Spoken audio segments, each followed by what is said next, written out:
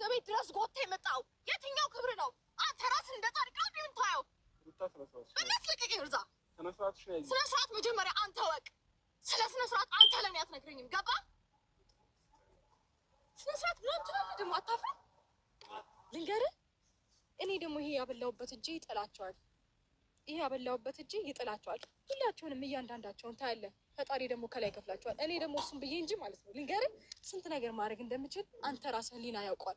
ካሁን በኋላ ማለት ነው አንድ ነገር ውስጥ እንዳትገባ፣ እንዳትጠራኝ፣ እንዳትከተለኝ። ጨርሻለሁ።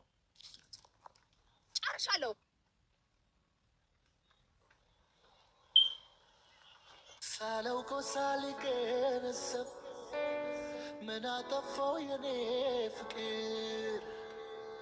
ጠፋሽ ብሄደሽ ቀረሽ ያላንቺ አይሆንም ታውቂያለሽ። በመጥፋትሽ ባንቺ መቅረት ኦና ሆኗል የኔ ህይወት። ጨለማ ወረሰው ቤቴን አቅቶኛል ያላንቺ እኔ በስራ ዝዬ። ሰላም ፋሚሊዎቻችን እንዴት ናችሁ? ደህና ናችሁ? እኛ በጣም ደህና ነን፣ እግዚአብሔር